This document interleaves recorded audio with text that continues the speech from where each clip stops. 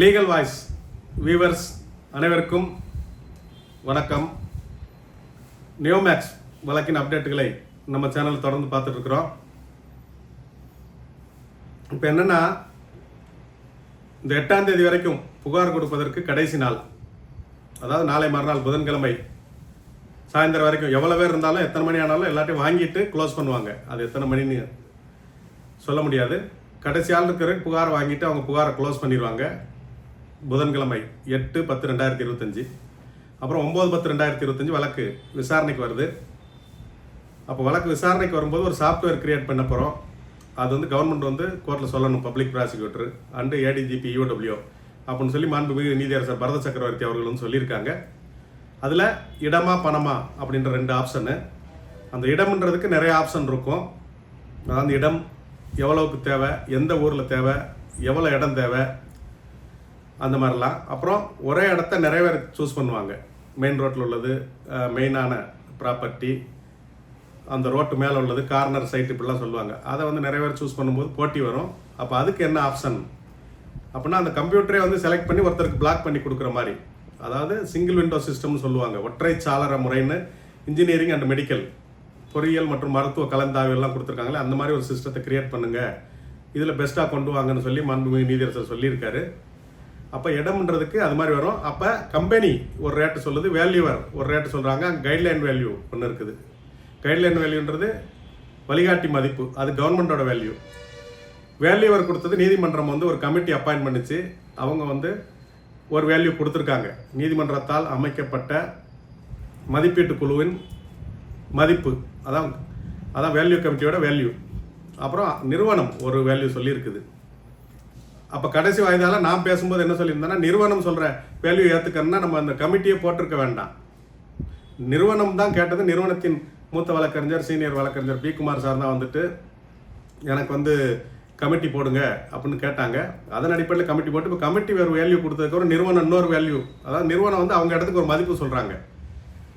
ஒரு எடுத்துக்காட்டு தான் இது, எக்ஸாம்பிள். 400 ரூபா வந்து அந்த மதிப்பீட்டு குழு ஒரு ஸ்கொயர் ஃபீட்டுக்கு ரேட்டு போடுறாங்கன்னா, 600 ரூபா வந்து எங்கள் விலை போகும்னு சொல்லி நிறுவனத்தில் சொல்கிறாங்க. அப்போ அந்த மதிப்பீடே பண்ணியிருக்க வேண்டிய அவசியம் இல்லை, இவங்க ரேட்டே வச்சுக்கலாமேன்னு சொல்லும்போது, அந்த மதிப்பீட்டு குழு கொடுத்த வேல்யூலேருந்து நம்ம மேலே போகலான்ற மாதிரி மாண்புமிகு நீதியரசர் அவர்கள் சொல்லியிருக்காங்க. இது வந்து லேண்டை பொறுத்த வரைக்கும் செலக்ட் பண்ணுறவங்களுக்கு. ஸோ அது ஒரு சிக்கலான விஷயம். 2 பேர் 3 பேர் ஒரே இடத்த கேட்டிங்கன்னா என்ன செய்யறதுன்னா, யார் நிறுவனத்தில் அதிக பணம் போட்டவங்க அதை பார்ப்போம், யார் நிறுவனத்தில் முதல்ல சேர்ந்தவங்க அதை பார்ப்போம், ஒரு இடத்துக்கு யார் அதிக வேலை கேட்காங்க, அதாவது ஏலம் கேட்குற மாதிரி யார் அதிக வேலை கேட்குறாங்க அதை பார்ப்போம், இப்படிலாம் வந்து சொல்கிறாங்க. அதனால் நம்ம என்ன முடிவு பண்ணிட்டோம்னா, பணம் மட்டும்தான். பணம், அதற்கான ஆர்பிஐ வட்டி, ரிசர்வ் பேங்க் ஆஃப் இந்தியா கொடுத்த 12% முதல் 18% முறை வட்டி, அதாவது 10 பிட் ஆக்ட் செக்ஷன் 5A பிரிவு 5A தமிழ்நாடு முதலீட்டாளர்கள் பாதுகாப்பு சிறப்பு சட்டம் அதன்படி அப்படின்னு சொல்லிட்டாங்க. அதன்படி நம்ம வந்து கேட்குறோம். வட்டியுடன் வேணும்னா அந்த வட்டியுடன் கேட்குறவங்க மட்டும் நம்மளை கான்டாக்ட் பண்ணுங்கள். வட்டியுடன் பணம் வேணுன்றவங்க நம்மளை கான்டாக்ட் பண்ணுங்கள். இடம் கேட்குறவங்களுக்கு நம்ம சர்வீஸ் பண்ணலை. ஏன்னா நம்ம வந்துட்டு தென்காசி மாவட்டம் கீழ ஆம்பூர் சங்கம், ராமநாதபுரம் மாவட்ட சங்கம் மற்றும் நெய்வேலி மாவட்ட சங்கம், இப்படி நிறைய சங்கங்களுக்கு நடத்திட்டு இருக்கோம். எல்லோரும் ஏகமானதாக முடிவெடுத்தாங்கன்னு கடந்த 2-3 வீடியோவில் நம்ம போட்டோம். அதை நீங்கள் பார்த்துருப்பீங்க. அதனால் இப்போ இடம் பணம் இதில் வரும்போது என்னென்னா, நிறைய பேர் வந்துட்டு இடம்னா முதல்ல கிடச்சிரும், பணம்னா தாமதமாகும் அப்படின்ற மாதிரிலாம் வந்து சொன்னதுனால நிறைய பேர் இடம்னு ஒரு ஆப்ஷன் கொடுத்தீங்க. இப்போ என்னென்னா, நீதிமன்றம் மிக தெளிவாக வந்து சொல்லிருச்சு, இடம் கேட்டவங்களுக்கு முதல்ல 15 கொடுத்துட்டு மிச்சம் இருக்கிறத விற்று பணம் கேட்குறவங்களுக்கு கொடுக்க முடியாது, இடமோ பணமோ ஒரே நேரத்தில் எல்லாத்துக்கும் கிடைக்கும் அப்படின்றத நீதிமன்றம் தெளிவுபடுத்திருச்சு. அதாவது இடம்னு கேட்குறவங்க இயர் மார்க் தான் பண்ணுவாங்க. இந்த இடம் இவர் கேட்டிருக்காரு அப்படின்னு அதை குறித்து வச்சுக்குவாங்க உங்கள் பேரில், உங்கள் அக்கௌண்ட்டில். ஆனால் உங்களுக்கு கிரயம் பண்ணி கொடுக்க மாட்டாங்க, சேல் டீடு.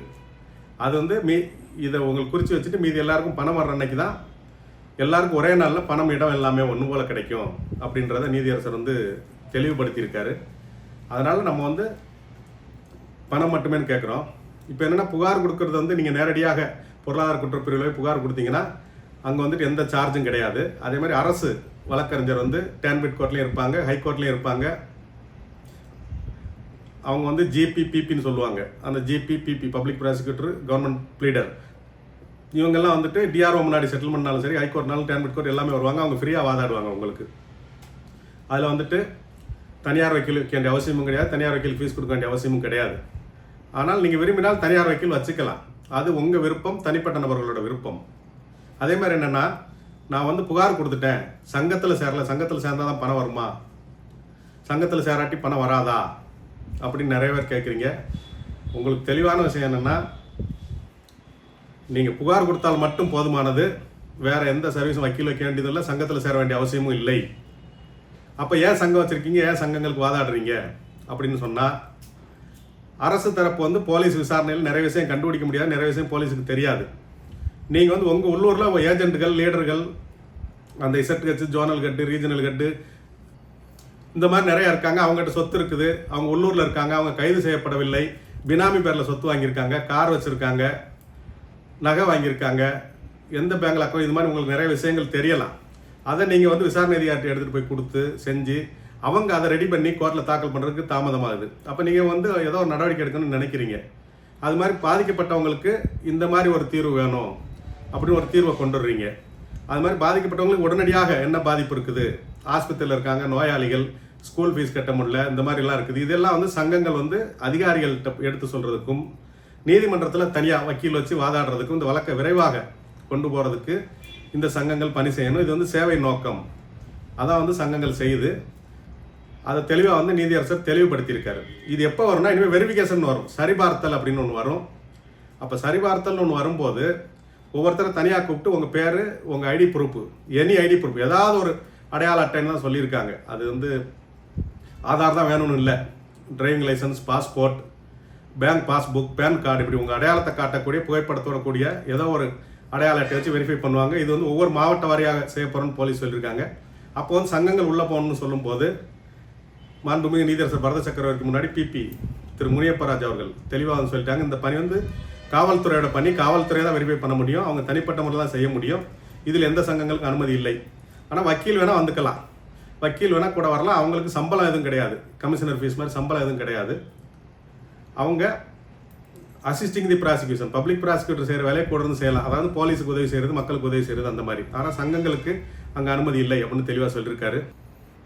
அதனால் சங்கங்கள் அமைக்கப்பட்டதன் நோக்கம் இந்த வழக்கை விரைவாக கொண்டு போகிறதுக்கும், இந்த வழக்கில் நீதித்துறைக்கு, காவல்துறைக்கு எல்லாம் உதவி செய்வதற்காக வந்து சங்கங்கள் இருக்குது. ஆனால் சங்கங்களுக்கு மொத்தமாக இடத்த கொடுத்து நீ வந்து தனியாக ஒவ்வொருத்தருக்கு பிரித்து கொடுணும், இல்லை சங்கங்கள்ட்ட மொத்தமாக பணத்தை கொடுத்து நீங்கள் வந்து மக்களுக்கு பிரித்து கொடுணும், நீதிமன்றம் சொல்ல போகிறதில்ல, அது சட்டத்தில் இடம் இல்லை அப்படின்றத வந்து தெளிவாக தெரிஞ்சுக்கோங்க. இப்போ என்னென்னா, நம்ம கடந்த ஒரு போன வாய்தால பரத சக்கரவர்த்தி மாண்புமிகு நீதியரசர் அவர்கள் சொன்னதுக்கப்புறம் இருக்கிற விஷயத்த நீங்கள் பார்த்துருப்பீங்க. 2.25 வருஷமாக வந்து நம்ம உள்ளதை உள்ளபடி நீதிமன்றத்தில், காவல்துறையில், எல்லா இடத்துல என்ன நடக்குதோ அதை மட்டும் இது நடந்திருக்குதுன்றது மட்டும்தான் சொல்கிறோம். அது எந்த இடத்துல நம்ம கருத்து சொல்லலை. அதை சொல்லும்போது கடந்த வாய்தாவுக்கு முந்தின வாய்தாவின் போது அந்த தேனி மாவட்ட நியோமேக்ஸ் பாதுகாப்பு நல சங்கம், அதோட மாண்புமிகு நீதியரசர் பரத சக்கரவர்த்தி அவங்க நீதிமன்றத்தில் வந்துட்டு அதன் செயலாளர் மணிகண்டன் மற்றும் அதன் பொருளாளர் ஸ்ரீசரண்குமார் அவங்க வந்திருந்தாங்க. அவங்க வந்து ஒரு 4475 பேர் எங்கிட்ட இடம்னு கேட்டிருக்காங்க, இன்னமும் 10,000 பேர் எங்கிட்ட இருக்காங்க, அந்த லிஸ்ட்டை நாங்கள் ரெடி பண்ணி கொடுக்குறோம், அவங்களும் இடம்னு கேட்டிருக்காங்கன்னு நீதிமன்றத்தில் பேசுனாங்க. பேசும்போது பிபி வந்துட்டு இவங்க வந்து ஏஜென்ட்டுகள் வந்து பட்ஸ் ஆக்ட் படி வந்துட்டு banning of unregulated deposit schemes act 2019 அதன்படி ஏஜென்ட்கள் வந்து குற்றவாளிகள். அப்போ அவங்க கொடுக்குறத ஏற்றுக்கக்கூடாதுன்னு சொன்னாங்க. நீதியரசர் வந்து அந்த ஃபைலை வந்து நீங்கள் பிபிட்ட கொடுத்துருங்கன்னு சொன்னார். இவங்க கொடுத்த ஃபைலை பிபி வந்து இது மாதிரி சொல்லிட்டு வாங்கலை. அந்த பிபியோட டிஎஸ்பி, இன்ஸ்பெக்டர், ஏட்டையாக்கள் எல்லாமே இருந்தாங்க. நம்ம இதெல்லாம் கடந்த வீடியோக்களில் பேசியிருக்கிறோம். அதுக்கப்புறம் பார்த்தீங்கன்னா ஏகப்பட்ட அவதூறுகள், மிரட்டல்கள் வாட்ஸ்அப் குழுக்களில், யூடியூப் சேனலில் எல்லாம் வந்துட்டு ஓடிட்டு இருக்குது.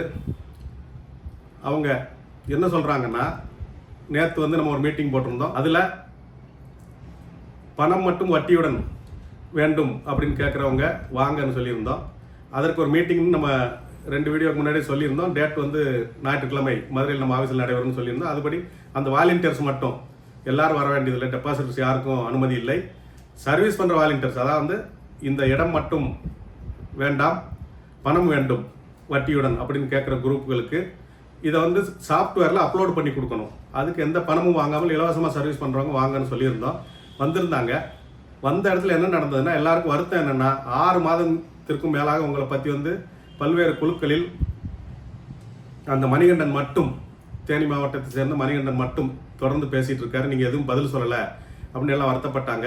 நான் சொன்னேன், அவங்க பொதுவெளியில் பேசலாம், நம்ம ஒரு ப்ரொஃபஷனல் அவங்களுக்கு அளவுக்கு பேசக்கூடாது செய்யக்கூடாது அமைதி காக்கணும்னு சொன்னப்போ எல்லாரும் வருத்தப்பட்டு, அப்போ அவங்க சொல்கிறதெல்லாம் உண்மையாயிடும், என்ன நடந்ததுன்றது நீங்கள் சொல்லி தான் ஆகணும்னாங்க. அப்போ நான் பேச மாட்டேன்னு சொல்லும்போது திரு செல்லப்பாண்டியன் அவர்களும் அண்ணன் திரு வெங்கடேஷ் அவர்களும் நாங்கள் பேசுகிறோன்னு பேசியிருக்காங்க.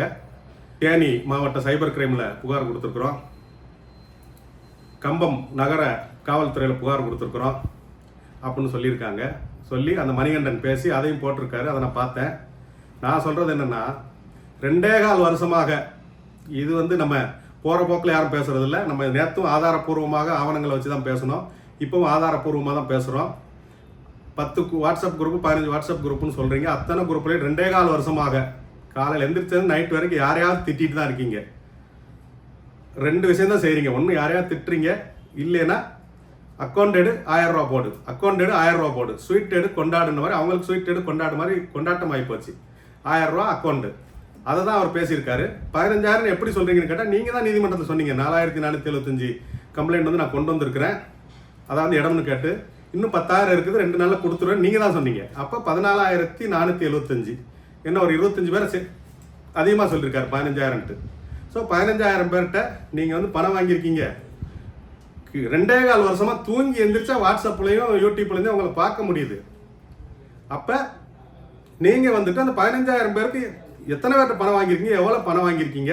அப்போ அவர் என்ன கேட்குறாரு, வாட்ஸ்அப்பில் இவ்வளோ விஷயம் பேசுகிறீங்க, தினமும் எல்லாரையும் திட்டுறீங்க, வாட்ஸ்அப்பில் பணம் போடு பணம் போடு பணம் போடணும், ஒரு நாளைக்கு இவ்வளோ தடவை போடுறீங்க, உங்கள் டேட்டாஸை கொடுத்துருங்க, இவ்வளோ பேர்கிட்ட பணம் வாங்கியிருக்கிறேன், இவ்வளோ பணம் வாங்கியிருக்கிறேன், அதுக்கு இன்னும் செலவு பண்ணியிருக்கிறேன். இது வந்து சங்கம் வச்சிருக்கிற எல்லாரும் செய்கிற வேலை தானே. வருஷத்துக்கு ஒரு தடவை ஆடிட்டரை வச்சு அக்கௌண்ட்ஸை சப்மிட் பண்ணி அதை வந்து பொதுக்குழு கூட்டி நீங்கள் பண்ண அக்கௌண்ட்ஸுக்கு பொதுக்குழு அங்கீகாரம் கொடுக்கணும், அந்த பொதுக்குழு கூட்டி அதை அறிவிக்கணும். அதை நீங்கள் செஞ்சீங்களா? அந்த வேலையை விட்டுட்டு, உங்கள் வேலையை விட்டுட்டு மீதி எல்லா வேலையும் நீங்கள் செய்கிறீங்கன்னு அவர் சொல்கிறாரு. உடனே அவர் வெங்கடேசன், செல்லப்பாண்டியன், அழகர்சாமி, அழகர்சாமி வக்கீல் மீது நான் புகார் கொடுத்துருக்கேன். கொடுங்க, சந்திப்போம். காவல்துறை எந்த வழக்கை விசாரிக்க முடியும்னா, மிரட்டல் விட்டால் யூடியூப்லேயோ ஃபேஸ்புக்லேயோ எதுலையோ வாட்ஸ்அப்லேயோ மிரட்டல் இருந்தால் நடவடிக்கை எடுப்பாங்க, இல்லை ஆபாசமாக கெட்ட வார்த்தைகளை பேசினா நடவடிக்கை எடுப்பாங்க. இவங்க வந்து கணக்கு கொடுன்னு கேட்குறதுல என்ன தப்பு? அது மாதிரி அவங்க என்ன சொல்லியிருக்காங்க, வக்காலத்து ஃபைல் பண்ணலன்னு சொல்கிறாங்க. அது மாதிரி அவங்க என்ன சொல்கிறாங்க, 14/5/2025 அந்த தேதியில் வக்கீல்கிட்ட இருந்துட்டு கெட்டை வாங்கிட்டு போயிட்டீங்க, வாங்கும்போது வழக்கு கட்டை பெற்றுக்கொண்டேன், உங்களுக்கு ஃபீஸ் கொடுத்ததுக்கான ரசீதும் பெற்றுக்கொண்டேன் அப்படின்னு அதில் ஸ்ரீசரண்குமார் கைப்பட எழுதி கொடுத்துருக்கிறார் அப்படின்ற ஆவணம் நம்ம ஆஃபீஸில் இருக்குது. அதை வந்து நான் இவங்ககிட்டலாம் காட்டின மீட்டிங் நடந்த இடத்துல, ஏன் நீங்கள் ஃபீஸ் வாங்கிட்டு ரசீது கொடுக்கலன்னு சொல்கிறாங்களேன்ட்டு. ஃபீஸ் வாங்கினதுக்கு ரசீது கொடுத்துட்டேன்னு அவங்களே கைப்பட எழுதி கொடுத்துருக்காங்க, நான் கொடுத்தேன், அதை தான் அவங்க காட்டியிருக்காங்க. இது நடந்தது. நான் அவங்ககிட்ட சொன்னேன், அவங்க பேசியிருக்காங்க. நான் பேச வேண்டாம்னு நினச்சேன், அவங்க பேசினாங்க. அவர் சொல்லி கொடுத்தா பேசினாங்க, ஆமாம் நான் சொல்லி கொடுத்தா பேசினாங்க. பிரச்சனையை கேள்வி கேட்டாங்க. நீங்கள் பொது வெளியில் கிளப்பக்கூடிய தவறான வதந்திகளுக்கு நான் பதில் சொல்லியிருக்கிறேன், அதுக்கான ஆவணத்தை கொடுத்துருக்குறேன், அந்த ஆவணத்தை அவங்க காட்டியிருக்காங்க. 14/5/2025 இவங்க வந்து என்கிட்ட வாங்கிட்டு போயிடுறாங்க வழக்கு கட்ட. வேறு வக்கீல் ஆஜராகிறதுக்கு ஆட்சேபனை இல்லைன்னு சேஞ்சாப்பா காலத்துன்னு சொல்லுவாங்க, அதையும் வாங்கிட்டு போயிடுறாங்க.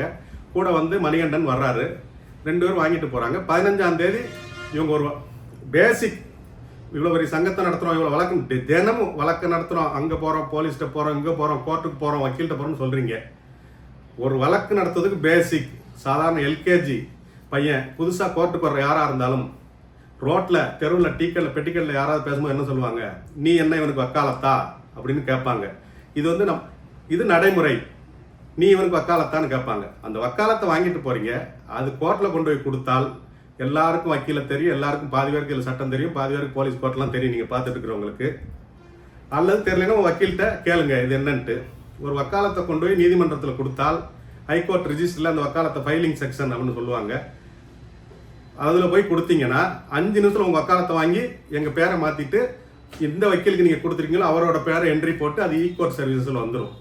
யார் வேணாலும் TN e court services Madras high court Madurai bench அப்படின்னு போய் criminal MP MD criminal OP MD அப்படின்னு போட்டு அந்த நம்பர் அதை சொன்னீங்கன்னா யார் வேணாலும் பார்த்துக்கலாம். இப்போ நீங்கள் வேணாலும் பார்த்துக்கலாம். இவங்க என்கிட்ட கட்டு வாங்கிட்டு போனது 14/5/2025. அதை நான் உங்களுக்கு எல்லாத்துக்கும் அடுத்த நாளே யூடியூப்பில் சொல்லிட்டேன். நேற்று நான் வந்து உங்களுக்கு கெட்ட கொடுத்து விட்டுட்டேன், வாங்கிட்டு போயிட்டாங்க அப்படின்னு 15/5/2025 அன்னைக்கே யூடியூப்பில் சொல்லிட்டேன். அதற்கு அடுத்த நாள் 16ஆம் தேதி ஹைகோர்ட்டில் 5 வழக்குகள் விசாரணைக்கு வருது. இவங்க சம்பந்தமாக வக்கீலே ஆஜராகலை. 10 நிமிஷத்தில் செய்ய வேண்டிய ஒரு பேசிக் ஒர்க்கு அதை செய்யலை. வக்கீல் யார் ஆஜராகலை, அந்த வழக்குகள் தள்ளுபடி ஆகுது. இது 16/5/2025 நடக்குது. அதற்கப்புறம் கடந்த 2 மாதத்துக்கு முன்னாடி வரைக்குமே இவங்க 5ஆவது மாதம் வாங்கி ஒரு 8ஆவது மாதம் வரைக்குமே அந்த வக்காலத்தை கோர்ட்டில் கொடுக்கல. உங்களுக்காக வந்து மலையை கயிறாய் திருப்பேன், உங்களுக்கு இதை பண்ணிடுவோம் அதை பண்ணிடுவோம், சுப்ரீம் கோர்ட்டுக்கு போயிடுவோம், நேற்று நைட்டு சுப்ரீம் கோர்ட் வக்கீலை பார்த்துட்டு வந்தேன், இப்போ தான் வக்கீலை பார்த்துட்டு வர்றோம் அப்படின்னு சொல்லி இவ்வளோ கதையை சொன்னவங்க டெய்லி வந்து அக்கௌண்டட் 1000 போடு அங்கே வசூல் பண்ண வேண்டியது. சங்கத்தில் உட்காந்து கம்பம் அட்ரஸ் சிஎன்ஆர் கல்யாண மண்டபம் மாதிரி லொக்கேஷன் அவனு போட வேண்டியது, வசூல் பண்ண வேண்டியது. இதை மட்டும் பண்ணிட்டு இருந்தாங்க, கொடுக்கல. அப்போ நம்ம வந்து 5ஆவது மாதத்துக்கு அப்புறம் 3 மாதம் கழிச்சு 8ஆவது மாதம் மதுரை உயர்நீதிமன்ற பதிவாளர்கிட்ட கொண்டு போய் லெட்டரை கொடுத்துட்டோம். நாங்கள் வந்து இவங்களுக்கு சேஞ்சாப்ப காலத்தை கொடுத்து விட்டு இத்தனை நாள் ஆச்சுது, 3 மாதம் ஆச்சுது, அவங்க மாற்றி வைக்கல, அதனால் நீங்களே எங்கள் பேரை எடுத்து மாற்றிருங்க அப்படின்னு லெட்டர் இவங்க கொடுத்த அந்த ஒப்புகை லெட்டரோட இவங்க வந்து வழக்கு கட்டையும் பெற்றுக்கொண்டு அதற்கு ஃபீஸுக்கு ரசீது பெற்றுக்கொண்டு எழுதி கொடுத்தாங்க இல்லையா, அதோட ஜெராக்ஸை வச்சு கோர்ட்டில் கொடுத்துட்டு அதற்கப்புறம் 1 மாதம் வந்து பேர் மாறலை. நாங்கள் வந்து நீதிமன்றத்தில் விசாரணையின் போது ஜட்ஜிட்ட சொல்லிட்டோம். நேராக வந்து நம்ம ஜூனியர் வந்து ஜட்ஜிட்டு சொல்லிட்டாரு, இது மாதிரி நாங்கள் வக்காலத்து கொடுத்து 4 மாதம் ஆச்சுது, நீங்கள் மாற்றிடுங்க எங்கள் பேரன்னொன்னே மாண்புமிகு நீதியரசர் பரத சக்கரவர்த்தி அவர்கள் அவங்க வக்கீல் பேரை எடுத்துருங்க, அவங்க வேற வக்கீலுக்கு தான் வக்காலத்து கொடுத்து அந்த பேரை எடுத்துங்க, வக்கீல் எதுவும் வக்காலத்து கொடுக்கலைன்னா யார் பெட்டிஷனரோ அவங்க பேரை போடுங்கன்னு சொல்லிட்டாரு. இந்த நிமிஷம் வரைக்கும் நம்ம பேசிட்டு இருக்கோம். இந்த நிமிஷம் வரைக்கும் Theni district Neomax protection investor association represented by its treasurer Sri Saran Kumar அப்படின்னு போட்டு அவரோட கம்பம் அட்ரஸ் அதில் வருது. நீங்கள் யார் வேணாலும் டிஎன்இ கோர்ட் சர்வீசஸில் போய் பார்த்துக்கலாம். சிஆர்எல் பிராக்கெட்டில் எம்பி பிராக்கெட்டில் MD, CRL criminal MP MD number 752, நான் ஸ்க்ரீனில் போடுறேன் அதை ஸ்க்ரீன்ஷாட்டை, 752/2025. இது வந்து இப்போ பெண்டிங். மாண்புமிகு நீதியரசர் அவர்கள் முன்னாடி இருக்கிற தேனி சங்கம் தாக்கல் செய்த அந்த வழக்கோட நம்பர். 5 மாதம் ஆச்சு நம்மகிட்ட வக்காலத்தை வாங்கிட்டு போய் ஒரு பேசிக் இது வக்காலத்தை கோர்ட்டில் கொடுத்தா 10 நிமிஷத்தில் நேம் மாற்றி கொடுத்துருவாங்க. அதையும் செய்யலை. அதுக்கப்புறம் பரத சக்கரவர்த்தி அவங்ககிட்ட சொல்லி 1 மாதத்துக்கு அப்புறம் நம்ம பேரை எடுத்துட்டு, அது வரைக்கும் வந்துட்டு வக்கீல் பேர் வந்துட்டு இருக்குது. அதுக்கப்புறம் நம்ம பேரை எடுத்துட்டு இப்போ வரைக்கும் வந்து ஸ்ரீசரண் குமார் தேனி அப்படின்னு சொல்லி அவரோட முகவரி வந்து அதில் வருது. அதில் வந்து registration SRG for Periyakulam for 119/2023 represented by its treasurer S Sricharan Kumar son of Shankar number 26 Kaliamman கோயில் ஸ்ட்ரீட் கம்பம் அப்படின்னு இப்போ வரைக்கும் வந்துட்டு இருக்குது. இந்த நிமிஷம் வரைக்கும் வந்துட்டு இருக்குது, நீங்கள் பார்க்கலாம். இருந்தாலும் நானும் ஸ்க்ரீனில் போடுறேன். ஸோ உங்களுக்கான ஒரு பேசிக் ஒர்க்கே செய்யாமல் நாங்கள் சங்கம் நடத்துகிறோம்னு சொல்லிட்டு பணத்தை மட்டும் வசூல் பண்ணிட்டு இருக்காங்க. இதைத்தான் வந்து அவங்க 2 பேரும் சொல்லியிருக்காங்க. நீங்கள் வந்து வக்காலத்தை மாற்றி கொடுக்கல, வசூல் பண்ணதுக்கு கணக்கு கொடுக்கல, பொதுக்குழுவை கூட்டலை, ஆடிட்டர்கிட்ட ரிப்போர்ட் வாங்கலை, ஆனால் வந்து நீங்கள் டெய்லி அலர்சாமி சாரை பேசுகிறீங்க அப்படின்னா என்ன பேசுகிறது அவங்களுக்கு எல்லாருக்கும் தெரியும். நீங்கள் எல்லாரும் பார்த்துட்டு தான் இருக்கீங்க, எல்லாருக்கும் தெரியும், பார்த்துட்டு இருக்கீங்க. இதில் என்ன தவறு என்ன பொய்? இதில் வந்து கம்பத்தில் போயிட்டு நகர்காவல் நிலையத்திலையும் சைபர் கிரைம்லையும் எங்கள் மேலே புகார் கொடுத்தா என்ன நடவடிக்கை எடுக்க போகிறாங்க? 2.5 வருஷமாக வண்டியாக பேசுகிற உங்கள் மேலே நடவடிக்கை எடுக்கலை. அப்போ என்னென்னா இவ்வளோ பேசிட்டீங்க, என்னதான் பிரச்சனை அப்படின்னு நீங்கள் கேட்பீங்க. இப்போ பிரச்சனை என்னென்னா, அதுவும் நீங்கள் சொல்கிறது என்னென்னா, நீங்கள் தான் வந்து யாருன்னே தெரியாத அவங்கள கூப்பிட்டு வந்தீங்க, வாட்ஸ்அப் குரூப்பில் போட்டிங்க, யூடியூப்பில் போட்டிங்க, யூடியூப்பில் தொடர்ந்து அவங்க நம்பர் கொடுத்தீங்க. நீங்கள் சொன்னதுனால தான் நாங்கள் போனோம். நீங்கள் தான் வந்து வாரம் அங்கே மீட்டிங் எடுத்தீங்க.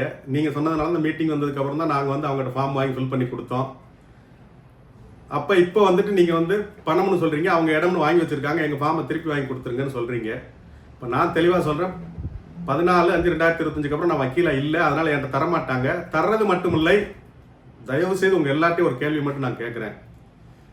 இந்த 5 மாசத்துல ஒரு நாளாவது எங்கேயாவது யார்கிட்டயா நான் இவங்களை பற்றி பேசியிருக்கேன்னா, என்ன பிரச்சனைன்னு ஏதாவது பேசியிருக்கிறேன்? நீதிமன்றத்தில் என்ன நடக்குது, காவல்துறையில் என்ன நடக்குது, இந்த நியமனத்தில் என்ன நடக்குன்றது உள்ளபடி மட்டும் தான் சொல்லிட்டு இருக்கிறோம். ஆனால் 5 மாதத்துல ஒரு நாளாவது இவங்க என்ன திட்டாமல் வீடியோ போடாமல் பேசாமல் இருந்திருக்காங்களா? இதெல்லாம் உங்கள் பார்வைக்கே விட்டுடுறேன். இவ்வளவும் பண்ணுறாங்க. அதுக்கப்புறம் நம்ம உங்களை மாதிரி எல்லாரும் ஆதரவாளர்கள், வெல்விசர்ஸ், நம்மளோட நலன் விரும்பிகள் ஏன் இதை விட்டுட்டே இருக்கீங்க, பதில் சொல்லுங்கன்னு சொல்லும்போது அவங்களுக்கு ஈக்குவலாக நம்ம பதில் சொல்ல முடியாது அப்படின்னு நம்ம சொல்லிட்டோம். அதுக்கப்புறம் இவங்களா கொதிச்சு போய் இது மாதிரி பேசியிருக்காங்க. உடனே அவர் சொல்லி கொடுத்து நான் பிரச்சனை என்கிட்ட கேட்குறாங்க, நான் பிரச்சனையை சொல்கிறேன், அதை அவங்க பேசியிருக்காங்க. அதில் என்ன தவறு? அவங்க மேலே நடவடிக்கை எடுப்பேன்னு சொன்னால் 2.5 வருஷமா ஊரில் அவ்வளோ வரை வண்டியாக பேசியிருக்கீங்களா? உங்கள் மேலே நடவடிக்கை, நீங்கள் யாரை வேணாலும் பேசுவீங்க, என்ன வேணாலும் பேசுவீங்க. ஆனால் உங்களை யாராவது ஒருத்தர் பேசிட்டா உடனடியாக வந்து நடவடிக்கைக்கு வருவீங்களா?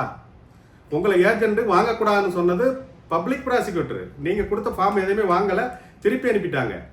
இதற்கு நான் என்ன செய்ய முடியும்? இதுவும் நான் சொல்கிறேன். என்ன பிரச்சனைனா, சங்கத்தில் இது மாதிரி ஃபார்ம் ரெடி பண்ணணும், ஃபார்ம் வச்சு வாங்கிட்டு இருந்தோம் இடமா பணமானு. அது எப்போ வாங்கணும், எதுக்காக வாங்கணும்?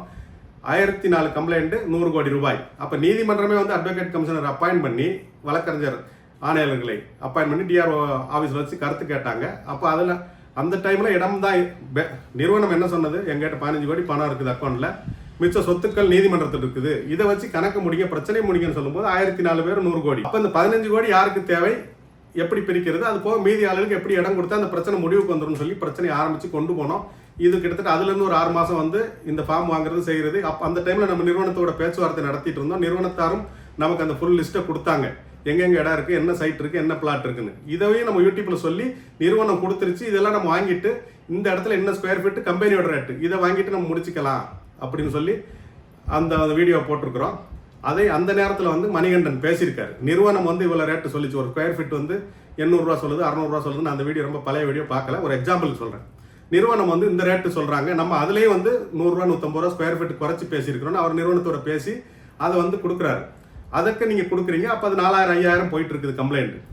அதுக்கப்புறம் 15000 கம்ப்ளைண்ட் வரும்போது அது வரைக்குமே நிறுவனம் பேசி முடிக்கலை. அதுக்கப்புறம் பேச்சுவார்த்தைக்கு வாய்ப்பு இல்லை, எல்லாம் இழந்து போச்சுன்றப்ப நீதிமன்றத்தில் இவங்க வந்துட்டு நீங்கள் கொடுத்த மனுக்களை வந்து நீதிமன்றத்தில் ஒப்படைச்சிருவோம், எல்லாருக்கும் இடம் வேணும்னு கேட்குறாங்கன்னு ஒப்படைச்சிருவோம்னு என்கிட்ட சொல்லும்போது நான் சொன்னது வெளியே வச்சு பேசுகிறோம் அடுத்த வாய்தாவுக்கு முன்னாடி.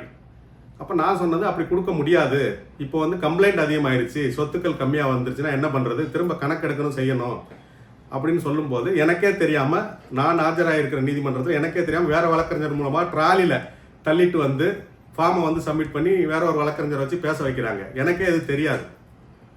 அப்போ நான் வெளியே வந்தோன்னே என்னோட ஜூனியர்கள், நம்ம நண்பர்கள், நம்ம கூட இருந்த டீம், நம்ம கூட இருந்த இந்த டெபாசிட்ஸ் எல்லாம் நம்ம நிறைய பேர் நம்ம சொன்னவங்க, சார் நீங்கள் சொன்னீங்கன்னு தான் ஃபார்மை கொடுத்தோம், அவங்க வந்து கோர்ட்டில் கொடுத்துருக்காங்க, நீங்கள் கொடுக்கல, நீங்கள் பேசலன்னு சொல்லும்போது அப்போ கூட நான் பொது வழியில் எதுவும் பேச வேண்டாம், அவங்க வந்து மீறி போயிட்டுருக்காங்கன்னு. அதற்கு பிறகு தான் நான் வந்துட்டு உங்கள் கேஸ் கட்டை வாங்கிட்டு போயிருங்கன்னு சொல்கிறேன். அதற்கப்புறம் கேஸ் கட்டை வாங்கிட்டு போகிறாங்க. இதுதான் அதில் நடந்தது. 15/5/2025 அன்னைக்கு வந்துட்டு நான் வந்து நேற்று 14/5/2025 கேஸ் கட்டை ஒப்படைச்சிட்டேன். ஆனால் எங்கிட்ட தனிப்பட்ட முறையில் கோயில்பட்டி மதுரை ஆஃபீஸில் கொடுத்த எந்த ஃபார்மையும் நான் நீதிமன்றத்தில் தாக்கல் செய்யவில்லை, அது என்கிட்ட இருக்குது அப்படின்னு மட்டும்தான் சொன்னேன். அதுலேயும் கூட சங்கம் அதை பற்றியோ அவங்க தாக்கல் பண்ணிட்டாங்கன்றதோ நான் எதுவுமே பேசலை. ஆனால் அவங்க வாட்ஸ்அப் குரூப்பில் ஹைகோர்ட்டில் ட்ராலியை தள்ளிட்டு வந்ததை வாட்ஸ்அப் குரூப்பில் வண்டியாக போட்டு அவங்க காட்டிட்டாங்க. அதை பற்றியும் நம்ம பேசலை. அவங்கள போன வாய்தா குந்தின வாய்தா நீதிமன்றத்தில் நீதியரசர் முன்னாடி பிபி சொல்கிற வரைக்குமே நான் பேசலை. ஆனால் நீதிமன்றத்தில் நடக்கிற ஒவ்வொரு செயலையும் தொடர்ந்து நம்ம எடுத்து வச்சிட்டு இருக்கிறோம்.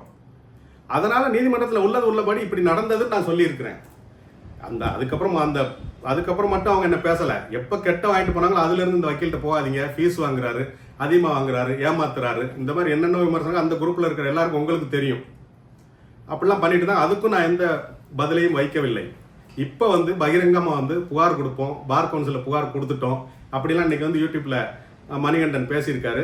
இந்த புகார்களுக்கெல்லாம் பயந்துருந்தா நான் 25 வருஷம் வக்கீல் வேலையில் இல்லை. இதெல்லாம் தாண்டி வந்தாச்சு. இதே வழக்கில் கடந்த 6 மாதமாக வந்து வேல்யூஷன் போயிட்டு இருந்தது. அதனால் நம்ம அதை பற்றி அதிகமாக பேசலை. அப்போ 6 மாதம் சைலண்டாக இருந்தது. ஆனால் அதுக்கு முன்னாடி 1 வருஷத்துக்கு முன்னாடி என் மேலே வந்து முசிறி காவல் நிலையத்தில் புகார் கொடுக்கப்பட்டது. எல்லாத்துக்கும் ஆவணம் இருக்குது, அந்த ரசீதுகள், சிஎஸ்ஆர் எல்லாம் அங்கே இருக்குது என்ன. அப்புறம் பார் கவுன்சிலில் புகார் கொடுக்கப்பட்டது. நான் வக்கீலாக இருந்தாலும் கோர்ட்டுக்குள்ள வந்து பேசுவான், நிறுவனம் ஆளுகளை தூண்டி விட்டு வக்கீல் இருந்தாலும் கோர்ட்டில் வந்து பேசுவான், வக்கீலில் சஸ்பெண்ட் பண்ணிட்டா டிஸ்மிஸ் பண்ணிட்டா எப்படி பேசுவான் அப்படின்னு அதையும் பண்ணி பார்த்தீங்க. அப்புறம் பாலா கமல் அவங்கெல்லாம் வந்து ஜெயிலில் இருக்கும்போது டேர்ன்பிட் கோர்ட்டில் பெயில் ஆர்குமெண்ட்டில் ஒவ்வொரு வாட்டியும் நம்ம போய் பேசணும். அப்போவும் வந்துட்டு அங்கே நீதிமன்ற வளாகத்திற்குள்ளேயே வந்து நமக்கு வந்து கொலை மிரட்டல் விட்டாங்க, ஃபோனில் கொலை மிரட்டல் விட்டாங்க. யூடியூப்பில் விட்டாங்க, ஃபேஸ்புக்கு, வாட்ஸ்அப் அதெல்லாம் வந்து நம்மளை கொலை மிரட்டல் விட்டாங்க. கோர்ட் வளாகத்திலே நம்மளை தாக்குறதுக்கு ஆட்கள்லாம் வந்திருந்தாங்க. நம்ம கூட ஒரு பெரிய அளவிலான வழக்கறிஞர்களும் பணம் போட்ட டெபாசிட் டீம் ஒரு பெரிய டீம் நம்மோட இருந்தாங்க. அவங்க 4 பேர் 5 பேர் வந்து நம்மளை தாக்க முடியாதுன்னு திரும்பி போயிட்டாங்க. உயிருக்கு அச்சுறுத்தல். இது எதையுமே வந்து நான் வந்து என் மேலே பார் கவுன்சில் கொடுத்ததையோ போலீஸ் ஸ்டேஷனில் புகார் கொடுத்ததையோ அடியாட்கள் அனுப்பி கோர்ட்டுக்குள்ளே டேன்பிட் கோர்ட் வளாகத்திலே அடியாட்கள் அனுப்பியதையோ எதையுமே நான் உங்கள்கிட்ட ஷேர் பண்ணலை. பண்ணியிருந்தா இதெல்லாம் சொல்லி அனுதாபத்தை தேடுறாரு, கேஸ் இல்லாத வக்கீல் கேஸ் பிடிக்க அலைகிறாரு, இப்படிலாம் வந்து நிறுவனம் தூண்டி விடுன்றதுனால நான் செய்யலை. இப்போ இது வரைக்கும் நடந்த எல்லாமே உங்கள் கண் முன்னாடி நடந்தது. இதற்கு எதுக்கும் ஆவணம் தேவையில்லை. ஏன்னா வாட்ஸ்அப் குரூப்பில் அங்கேயும் பார்க்குறீங்க, யூடியூப்பில் நான் பேசுகிறதையும் பார்க்குறீங்க. இப்போ சொல்கிற எல்லாமே நீங்கள் டிஎன் ஈ-கோர்ட் சர்வீசஸ் அதில் போய் பார்த்துக்கலாம் நீங்கள்.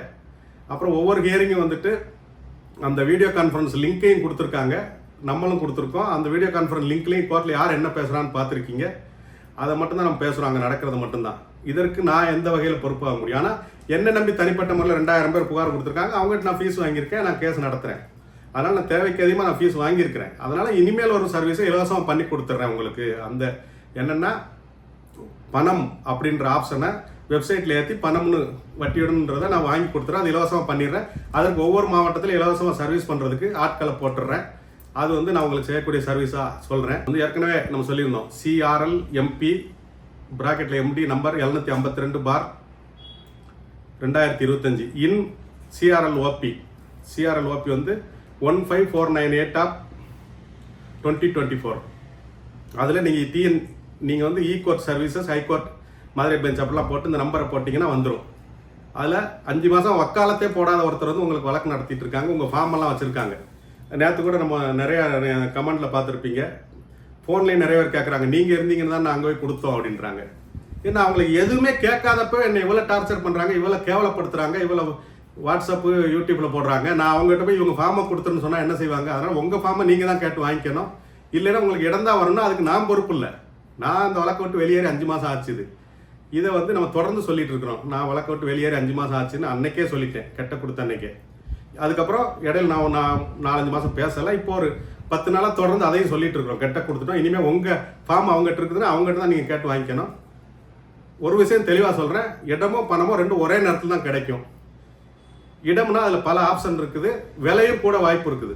ஆனால் பணம்னா உங்களுக்கு வட்டியோட கிடைக்கும். அது TANPID act section 5 Tamil Nadu protection of interest of depositors establishment act 1997 section 5A அதன்படி வந்து with interest or without interest அப்படின்னு இருக்குது. அதனால் நம்ம சட்டப்படி அதை கிளைம் பண்ணுறோம். அதே மாதிரி சங்கங்கள் வந்துட்டு வெரிஃபிகேஷன், அப்போ உங்களோட ஐடென்டிஃபிகேஷன் வெரிஃபிகேஷன் பண்ணும்போது, உங்களை விசாரிக்கும் போது, காவல்துறை அதிகாரி உங்களை விசாரிக்கும் போது சங்கத்தினர் உள்ளே வர முடியாது. போலீஸு வக்கீல் வேணால் போய்க்கலாம் போலீஸுக்கு முன்னாடி அப்படின்றதையும் நம்ம கிளியர் பண்ணிடுறோம். பணமோ இடமோ ஒரே நேரத்தில் தான் கிடைக்கும். இடம்னா முன்னாடி கிடைக்கும், பணம்னா பின்னாடி கிடைக்கும்ன்றது தவறு, அதை புரிஞ்சுங்க. 8807/2024, 8861/2024, 8792/2024, 8493/2024, 8484/2024. இந்த 5 வழக்கு வந்து ஜாமீன் ரத்து போட்டிருக்காங்க. அது யார் யாருக்கு எதிரான? சைமன் ராஜா, கபில், செல்வகுமார், சிங்காரவேலன், பத்மநாபன், தொட்டுச்சிக்கு, இவங்களுக்கு எதிராக மட்டும்தான் ஜாமீன் ரத்து வழக்கு தாக்கல் செய்யப்பட்டிருக்குது. கிட்டத்தட்ட இந்த வழக்கில் வந்து ஒரு 170க்கு மேற்பட்டவர்கள், அதில் வந்து ஒரு 50-60க்கு மேற்பட்டவர்கள் கைது செய்யப்பட்டு ரிமாண்ட் செய்யப்பட்டு ஜாமீனில் வந்திருக்காங்க. மேலும் ஒரு 100 பேர்கிட்ட வந்து முன்ஜாமீன் வாங்கியிருக்காங்க.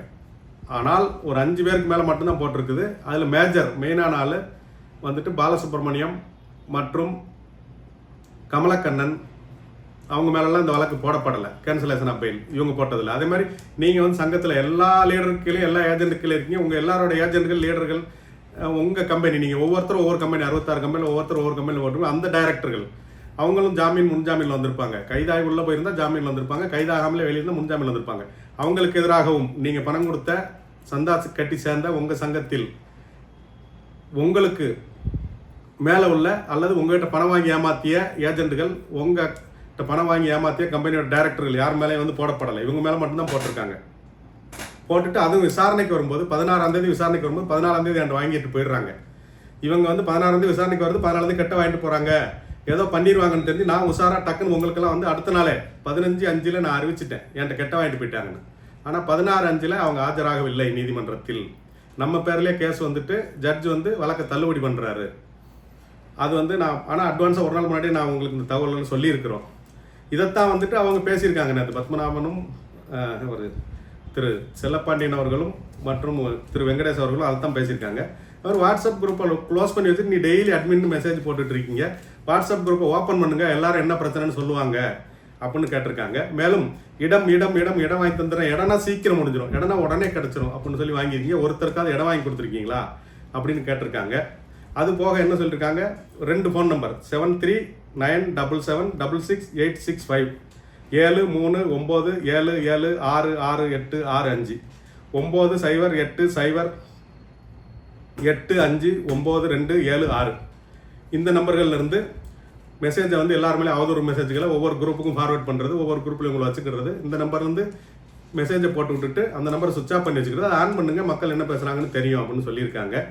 இது அவங்க பேசுனது என்ன தவறு, அவங்க மேலே நடவடிக்கை எடுப்பேன், புகார் கொடுப்பேன், போலீஸ் கூப்பிடுங்க, புகார் கொடுங்க, போலீஸ் கொடுங்க, கோர்ட்டுக்கு போங்க, பார் கவுன்சிலுக்கு போங்க, எல்லாத்தையும் சந்திக்க தயாராக இருக்கும். இந்த பூச்சாண்டிகளுக்கெல்லாம் பயந்துருந்தா இதோட பெரிய பெரிய கேஸெல்லாம் பார்த்துட்டு தான் நம்ம உட்காந்துருக்கோம். இது யார் நான் இப்போ வரைக்கும் சொல்கிறேன், யார் தூண்டுதலின் பேர் நடக்குன்னு மக்கள் உங்களுக்கே தெரியும்.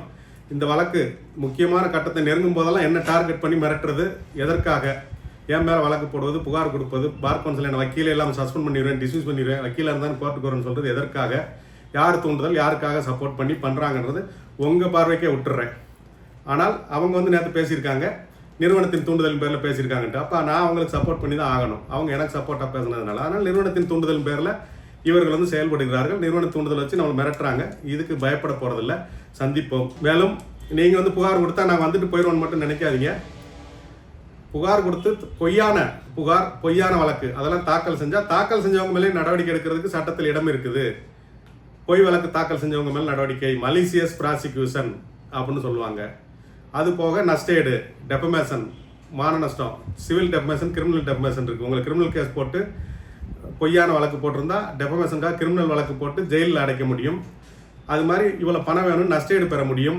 இன்னமும் சில சட்டப்பிரிவுகள்லாம் இருக்குது. தவறான வழக்குகள் கொடுக்கறது, நீதிமன்றத்துக்கு பொய்யான ஆவணங்களை கொடுக்கறது, காவல்துறைக்கு பொய்யான ஆவணங்கள் இதெல்லாம் கொடுக்கறது, அப்படி நிறைய செக்ஷன்ஸ் இருக்குது. அது இந்திய தண்டனை சட்டம், அதில் பிஎன்எஸ் அப்படின்னு சொல்லுவோம், ஐபிசி இப்போ பிஎன்எஸ் ஆயிருக்குது.